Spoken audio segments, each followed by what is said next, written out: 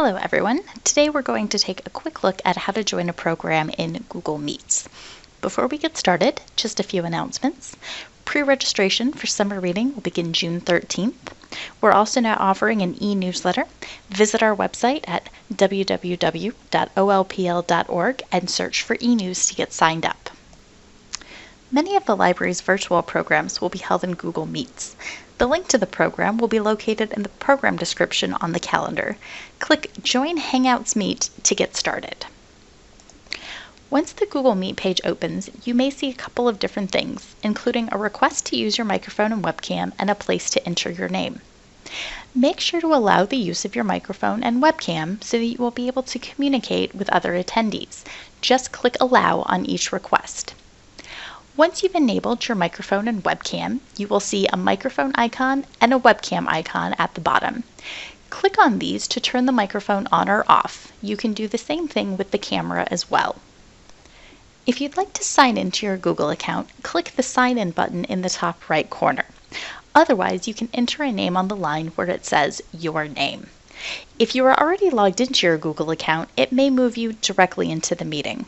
Once you've entered a name, click the Ask to Join button to alert the host that you are ready to join.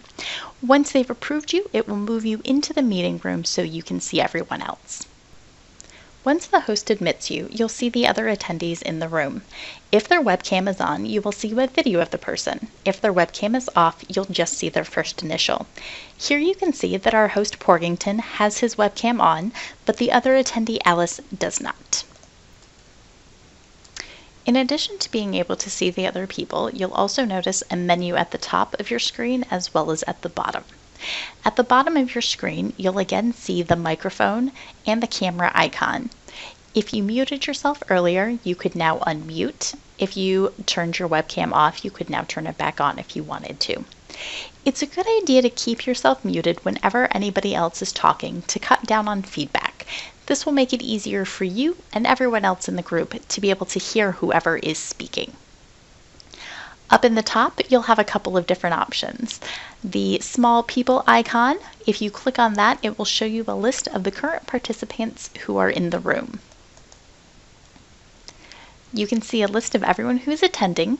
If you see the little red microphone icon with the slash through it, that means that person has muted themselves. Next to the list of participants, you will also find a chat box. Here you can send and receive messages to the entire group.